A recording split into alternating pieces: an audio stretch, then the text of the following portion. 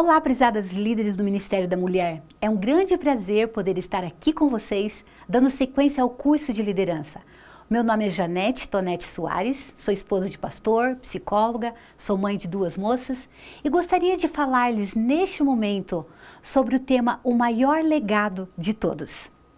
Entre os dias 21 de janeiro e 21 de fevereiro deste ano, 2020, cidadãos ingleses foram convidados a responder a uma pesquisa intitulada #5BigQuestions, ou 5 grandes questões. As 5 perguntas curtas, além de obter a percepção da população, teve como objetivo promover um diálogo a nível nacional sobre as crianças menores de 5 anos de idade. Em outras palavras, a Inglaterra pretende construir a geração mais saudável da história. Para os coordenadores da pesquisa, existe uma forte correlação entre o bem-estar dos pais ou responsáveis e o desenvolvimento de seus filhos nos primeiros anos de vida, o que justifica a importância de apoiar crianças e famílias durante este período crucial de suas vidas. A forma como se pretende alcançar este objetivo na Inglaterra é levar a população a reconhecer que todos têm um papel em garantir bases sólidas e saudáveis que possibilitarão resultados ao longo da vida das próximas gerações. Trabalhar para construir a geração mais saudável da história é um tremendo de um legado, não é mesmo? No entanto, há muitos outros legados que as pessoas deixam durante a vida visando beneficiar a humanidade, como por exemplo, construção de pontes, túneis, universidades, museus, invenções nas mais diversas áreas da ciência e tecnologia. Muitos desses legados foram e são de grande benefício às gerações atuais. A história nos mostra, no entanto, que há pessoas que deixam legados significativos, mas sem nunca terem construído nada, ou se envolvida em pesquisa e invenções, provando para todas nós que podemos impactar a vida de alguém ou de gerações, independente de recursos financeiros, formação acadêmica ou mesmo um talento natural acima da média. Provavelmente, o maior exemplo desse tipo de legado foi deixado por Jesus. Jesus nunca construiu um prédio, abriu estradas ou recebeu um prêmio por uma grande e importante invenção. Na verdade, Jesus nunca construiu uma parede sequer. Sua missão era diferente, era outra. Seu legado foi outro. Ele construía pessoas, era especialista em seres humanos. Legado, portanto, prezadas líderes, não é apenas a transformação de recursos financeiros e intelectuais em bens materiais e de serviço, deixado às gerações posteriores. Legado tem a ver principalmente com o relacionamento mútuo e dinâmico, no qual se transmitem valores, atitudes de uma geração a outra, com o propósito de transformar e de construir vidas. Assim que cuidar de alguém, ouvir, entender, acompanhar, orientar e guiar resulta em muitos benefícios. Analisemos, por exemplo, a estratégia da mentoria, que é um relacionamento entre duas ou mais pessoas, onde o mentor ou a mentora é alguém mais experiente em determinada área e ajuda e acompanha o mentoriado, alguém menos experiente, oferecendo apoio psicossocial e de orientação profissional de carreira, que são suas 2 únicas funções, são funções específicas. Essa estratégia é bastante atual e eficaz, especialmente no contexto organizacional e educacional. Estudos mostram, por exemplo, que adolescentes que são mentoriados têm quase 50% menos de probabilidade de passar a consumir drogas. Eles têm também 50% a mais de probabilidade de melhorar alvos pessoais e 52% menos de probabilidade de faltar à escola em relação aos adolescentes que não são mentoriados. Ou seja, algumas estratégias como a mentoria cumprem seu propósito diante de determinado contexto, problema e faixa etária. E eu lhe pergunto, e quanto à necessidade de identificar, orientar e formar pessoas para atuarem no contexto da igreja? Percebemos que há sim a necessidade de um processo que contribua na formação de novos líderes com o propósito de maximizar recursos humanos e alcançar o seu alvo apontado por Deus. Ademais, A organização onde os líderes em ação transmitem abertamente o que aprenderam a líderes potenciais contribui para uma atmosfera de formação, compromisso e crescimento de outros. Neste sentido, qual seria então o método ou estratégia mais apropriada na formação de novas líderes da igreja, mas também no aprimoramento de líderes que estão em ação, como você mesma? Vejamos o seguinte. No início deste diálogo, nós concluímos que o maior impacto já exercido na vida das pessoas e transmitido de uma geração para outra foi deixado por Jesus. O propósito de Jesus, embora exercido nas mais diversas situações e contextos, como nos vales, nas montanhas, nos barcos, à beira de um poço e sinagogas, entre outros, era sempre o mesmo: a salvação das pessoas. Este fato, então, deve nos levar a concluir que o modelo de atuação da liderança no contexto da igreja deve ser o mesmo de Jesus, que é Senhor e Salvador da igreja, o que envolve aprender dele e com ele. E que modelo então seria isso? Você tem alguma ideia? Bom, pegue sua Bíblia então e abre em Mateus 28, 19 e 20. Ali Jesus estabelece um modelo de ação para a propagação do seu legado. Lemos o seguinte: Jesus, aproximando-se, falou-lhes dizendo: toda autoridade me foi dada no céu e na terra. Ide, portanto, fazei discípulos de todas as nações, batizando-as em nome do Pai, do Filho e do Espírito Santo, e ensinando-os a guardar todas as coisas que vos tenho ordenado. E eis que estou convosco todos os dias até a consumação dos séculos. Neste texto nós entendemos então que o melhor método, o maior legado exercido e estabelecido por Jesus foi o discipulado. Não há outra metodologia ou estratégia que tenha tocado, transformado, impactado tantas vidas como a do discipulado. Quando me refiro ao impacto do discipulado, não me refiro apenas aos benefícios espirituais, as bênçãos extensivas, estão em todas as áreas da existência humana. Sendo assim, como líderes dessa igreja, embora muitas de nós já conhecemos, vamos explorar então um pouco mais da essência deste legado. A palavra discipulado é derivada do termo discípulo, que tem origem no grego matetese, significa aquele que aprende, ou melhor, aquele que segue e aprende de alguém, de um professor, de um mestre ou de um sábio. No contexto bíblico, no entanto, o termo discipulado ou discípulo não é simplesmente ser um seguidor e aprendiz de qualquer pessoa. Ele é seguidor da pessoa de Jesus Cristo, em um ciclo contínuo de seguir, aprender e dar frutos, o que implica em ser menos ou mais comprometido. Observe então que não basta apenas seguir a Cristo, há que aprender dele. Havia multidões que seguiam Jesus, conforme lemos em Lucas 14, 25. No entanto, muitos o seguiam por interesse pessoal, para acompanhar os grandes fatos do dia, como os milagres, ouvir um discurso inteligente, ou com o interesse de confrontar Jesus em algum erro, como faziam os fariseus. Ou seja, ser meramente um seguidor não faz da pessoa um discípulo de Cristo. Se por um lado, então, o processo do discipulado compreende o discípulo como aquele que segue a Cristo, o que compreende o segundo conceito, que é aquele que aprende de Cristo?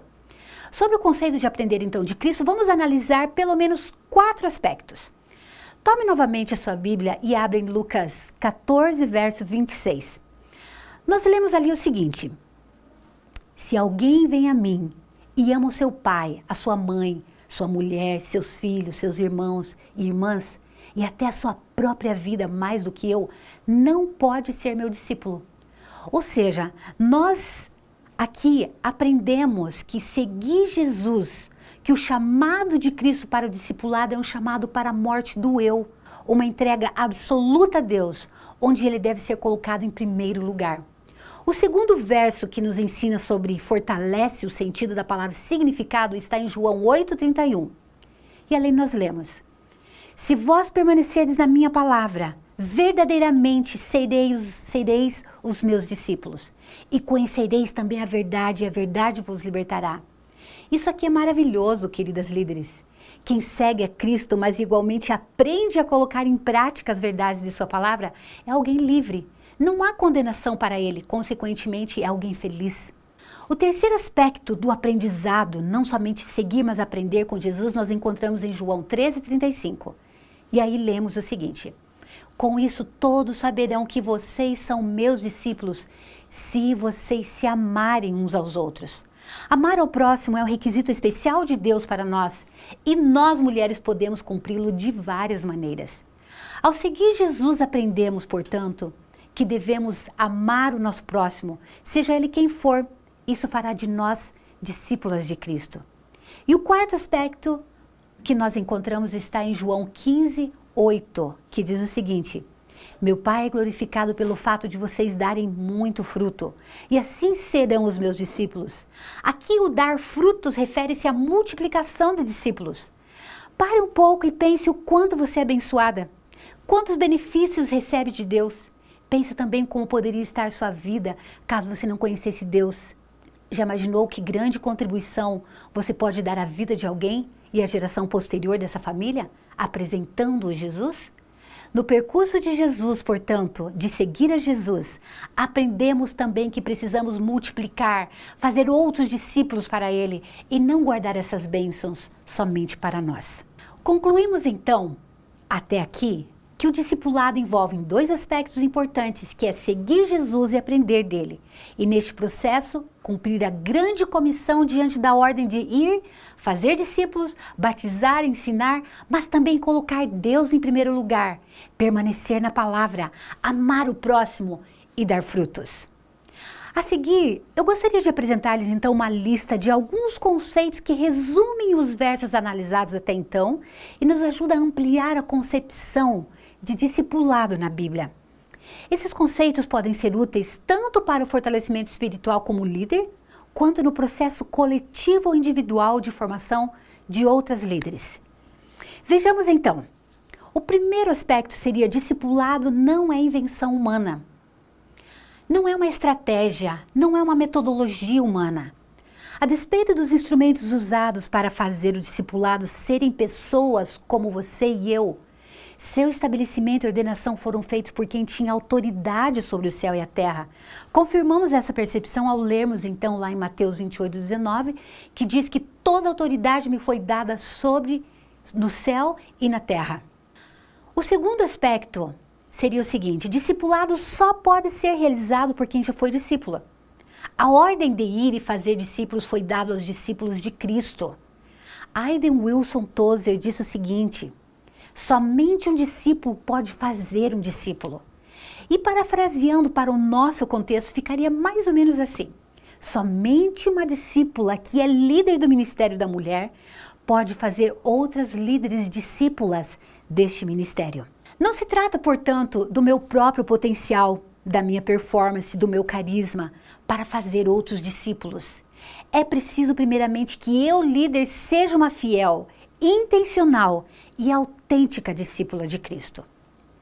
O terceiro aspecto seria o seguinte: discipulado envolve decisão genuína. Tanto tornar-se quanto fazer discípulos é o fato de que a mente, o coração e a vontade devem ser constrangidos à vontade de Deus. Do contrário, seu efeito é insuficiente, momentâneo e limitado. Não pode ser exercido sem uma decisão madura e genuína. Portanto, no processo discipulado de uma nova líder, há que oferecer apoio quanto a essas decisões, assegurando-a de que Deus está no controle e tem muitas bênçãos para os que decidem segui-lo de coração. Quarto tópico: discipulado envolve tempo. O comissionamento aos discípulos não foi feito logo que os discípulos foram chamados. Não, foi dado-lhes um tempo para que conhecessem Jesus, fossem instruídos e impactados por ele, observassem como o tratava todo tipo de pessoas. Esse foi um tremendo de um ensino. E aprendessem também a orar. Acima de tudo, foi-lhes dado tempo para que compreendessem os propósitos da vinda de Cristo. No quinto aspecto, relacionado a não apenas seguir Jesus, mas aprender dele, nós entendemos que discipulado é compromisso. É imperativo no discipulado a evangelização e a edificação de membros, ou seja, batizar e ensinar. Não podemos apenas focar na realização de projetos sociais e de caridade. As pessoas precisam saber sobre quem nos inspira a ajudá-las. O discipulado, igualmente, não é apenas alcançar as pessoas através de um projeto social, falar de Jesus para elas e ir embora. Há que falar-lhes da necessidade de fazer um compromisso com Deus através do batismo. E para que o processo do discipulado seja completo, há que continuar ensinando ao novo discípulo para que ele se fortaleça e se torne igualmente um discipulador. Só então a grande comissão é cumprida. No sexto aspecto, o discipulado é para todas as nações e épocas. Vivemos pressionados pelo paradigma do show, busca de metodologias, estratégias inovadoras e criativas. A despeito de tudo isso, prezados líderes, terem o seu espaço e importância, precisamos estar cientes de que o discipulado está sempre atualizado com as necessidades humanas e os propósitos divinos. E sétimo tópico, discipulado é a garantia de estar no rumo certo. No processo do discipulado, Jesus afirma que está presente todos os dias até a consumação do século, conforme lemos no verso 20. Espero então que tenha ficado claro para você nesta primeira parte que compreende o discipulado e por que este método de Cristo não pode ser substituído por outros métodos e estratégias, quando o objetivo final é formar pessoas, líderes e discípulos para o reino dos céus. Como segundo tópico, gostaria de iniciar levantando um questionamento. De que forma o discipulado pode contribuir para o aprimoramento e fortalecimento espiritual de líderes em ação e na formação de novas líderes? Para muitas mulheres, e entre elas você, líder, e outras que são líderes em potencial, seria importante poder contar com alguém mais experiente que as ajudasse a identificar e desenvolver seus dons, as aconselhasse diante de incertezas, dúvidas ou falta de formação e informação, que orasse com elas também e por elas, com você e por você. É importante que cada discípula de Cristo tenha uma discipuladora para acompanhá-la tanto no processo de crescimento espiritual quanto e especialmente no processo de formação de liderança. Perceba que eu não me refiro a outra pessoa, mas a uma discipuladora. Quando o atendimento em forma de uma conversa informal, aconselhamento ou mesmo suporte psicológico é feito por outra discípula de Cristo, tanto o conteúdo do diálogo quanto o propósito do apoio, a linguagem e sua cosmovisão tem o mesmo propósito de Jesus Cristo diante da instituição do discipulado, que é a salvação das pessoas. Na Bíblia, há vários exemplos deixados por Jesus de como acompanhar, apoiar e instruir outros no processo do discipulado. Embora ele falasse e cuidasse das multidões, alimentando-as inclusive como fez, ele tinha um grupo menor composto de 12 discípulos e em muitas outras circunstâncias Jesus cuidou, construiu, ajudou, fortificou e discipulou uma só pessoa com a mesma dedicação. Na Bíblia há vários exemplos deixados por Jesus de como acompanhar, apoiar e instruir outros num processo de discipulado. Embora Jesus falasse e cuidasse das multidões, alimentando-as inclusive, ele tinha um grupo menor, composto de 12 discípulos, e em muitas outras circunstâncias ele cuidou, construiu, ajudou e fortificou, discipulando uma só pessoa com a mesma dedicação. Acompanhe comigo um desses exemplos registrados no capítulo 4 de João, intitulado Jesus conversa com uma mulher samaritana. Perceba no verso 4 que diz o seguinte: era-lhe necessário passar por Samaria. Vemos aqui que Jesus programava alguns desvios pelo caminho. Esse desvio ocorreu porque Jesus sabia que ali havia uma mulher angustiada, infeliz. Prezadas líderes, vivemos numa época onde o sofrimento, a infelicidade e a angústia são escondidas e substituídos por fotos, por internet, por sorrisos. Decida então ir atrás das pessoas, onde elas estiverem. Procure-as, especialmente se você sabe que ela está passando ou passou por uma crise, perda ou dificuldade. Foi isso que Jesus fez com a mulher samaritana. No verso 6 e 7, Jesus diz, ali diz o seguinte: Jesus, cansado da viagem, sentou-se. Nisso veio uma mulher samaritana. Verificamos nessas palavras que, a despeito de Jesus estar cansado e com sede, porque logo a seguir ele pede água, Jesus não perde o foco. O seu objetivo era impactar e fazer a diferença na vida de alguém, e por isso ele priorizou este momento. Terceiro aspecto nós vemos no verso 7 do mesmo capítulo, que diz: nisso veio uma mulher samaritana tirar água, e disse Jesus: dê-me um pouco de água. Este verso nos mostra que Jesus tomava a iniciativa. Ao pedir um favor, Jesus se coloca na posição do necessitado, o que surpreendeu a mulher que era samaritana. Quando nos dirigimos a outra pessoa, especialmente quando não a conhecemos, e solicitamos algum tipo de ajuda, seja uma informação, um copo de água, um favor, uma doação, estamos oferecendo a oportunidade do início de um relacionamento, que poderá ser uma bênção, tanto para você, mas especialmente para esta pessoa. No verso 6 deste mesmo capítulo diz o seguinte: cansado da viagem, sentou-se à beira do poço. Este verso nos mostra que Jesus não discipulava somente na igreja. Por vezes era à beira de um poço, ou ainda no entardecer, meio às escondidas, como na casa de uma pessoa rica. Tanto o encontro com a mulher samaritana, como o encontro com Nicodemos no capítulo anterior, representam a necessidade de atentarmos para que discipulemos todos os tipos de pessoas: as cristãs, as não cristãs, as ricas, as pobres, as letradas, as iletradas, as que possuem o reconhecimento moral e as consideradas imorais, bem como a necessidade de discipular indivíduos e não apenas multidões. No verso 6, nós vemos também o seguinte: cansado da viagem, sentou-se à beira do poço. Jesus igualmente nos ensina nesse mesmo verso que por vezes é preciso se colocar no nível daqueles a quem planejamos discipular. Neste verso vemos que Jesus se sentou junto à fonte e deu início ao diálogo. Há momentos onde precisamos falar de Cristo a uma autoridade. Outras vezes, prezadas líderes, precisamos sentar na areia do parquinho com uma amiga, enquanto nossos filhos brincam juntas, e num discurso informal, falar do porquê do nosso estilo de vida, de nossa alegria de conhecer a Deus, por exemplo. Eu aprendo também no verso 8, como próximo tópico, o sexto tópico, que diz o seguinte: os seus discípulos tinham ido à cidade comprar comida. Neste verso aprendemos que Jesus aproveitava os intervalos de tempo. Enquanto os discípulos foram comprar alimento, ele discipulava.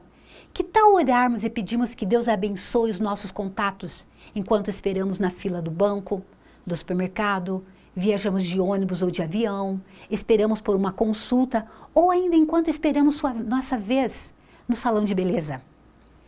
Ao analisar então este capítulo 4, perceba que nós analisamos apenas o início, vemos que as características de Jesus como discipulador de indivíduos era de naturalidade, praticidade, simplicidade e eficácia.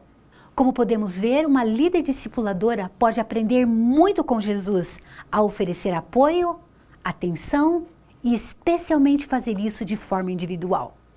Como terceiro tópico dessa apresentação, desse encontro, eu gostaria de destacar que há pessoas que preferem trabalhar ou visualizar possíveis etapas ou processos do discipulado.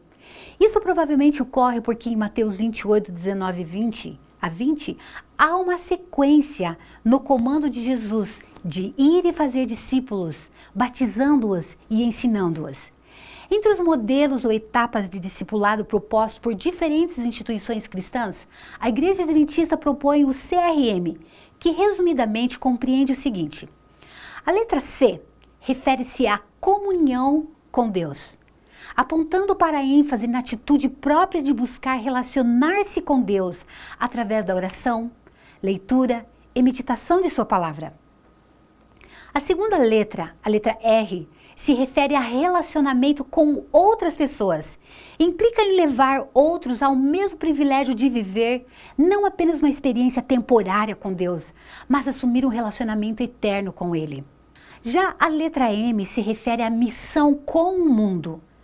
Neste tópico é a compreensão da ordem do Mestre de ir e pregar a todas as nações. Nessa dimensão, identificamos a oportunidade de colocar em prática uma liderança frutífera em determinada área ou áreas, cooperando, por exemplo, na plantação de uma nova igreja, formando pequenos grupos, coordenando ou envolvendo-se com projetos missionários. Mais importante, no entanto, que estabelecer etapas ou processos do discipulado, devemos considerar alguns aspectos como fundamentais e igualmente como benefícios do discipulado. E entre eles, então, eu concluo dizendo: primeiro, discipulado tem a ver com a vida toda e em todas as áreas, prezada líder. Eu não sou discípulo apenas no sábado de manhã, no domingo à noite e na quarta-feira. Eu sou discípulo em qualquer lugar, dia e hora. Em outras palavras, discipulado tem início, pode até ter meio, mas não tem fim. É para a vida toda. Eu aprendo também que discipulado não exige currículo, mas disposição, compromisso, conhecimento da palavra de Deus e relacionamento. Posso até estudar, adquirir um certificado de discipuladora, mas é no relacionamento com Deus desde as primeiras horas do dia que a formação necessária ocorrerá. Eu entendo também que é importante que a igreja disponha de diferentes oportunidades de discipulado. Devemos colaborar para a provisão de programas balanceados de discipulado em diversas áreas, horários e também para diferentes faixas etárias. Nossa função é tanto envolver-se nos mais diferentes ministérios, quanto preparar líderes para atuarem nesses ministérios, especialmente auxiliando outras mulheres. Eu aprendo também a partir do discipulado que o discipulado fortalece a personalidade. É importante que cada mulher identifique ou receba ajuda para identificar os seus limites e potenciais, a fim de serem desenvolvidos e usados para o serviço de Deus. A timidez, por exemplo, pode impedir algumas mulheres de serem autênticas discípulas e discipuladoras.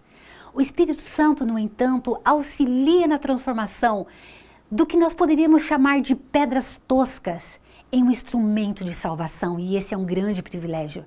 E finalmente, é através do discipulado que líderes como você têm a oportunidade de serem instrumentos para capacitar outros cristãos e levá-los à maturidade espiritual. E neste processo de crescimento, a maior beneficiada é você mesma. Prezadas líderes do Ministério da Mulher, foi um grande prazer estar aqui e dialogar com vocês durante esses poucos minutos sobre um assunto tão nobre, significativo e fundamental para a nossa própria formação e formação de novas líderes. Gostaria de concluir esse diálogo deixando algumas palavras de Helen Keller, que foi escritora, conferencista e a primeira pessoa surdo-cega da história a conquistar um bacharelado. As palavras são as seguintes: eu sou apenas uma pessoa, mas ainda sou uma pessoa. Eu não consigo fazer tudo, mas ainda posso fazer algo. E porque eu não posso fazer tudo, não me recusarei a fazer algo que eu possa fazer. Que Deus abençoe você no processo de dar continuidade ao maior legado de toda a história, a do discipulado.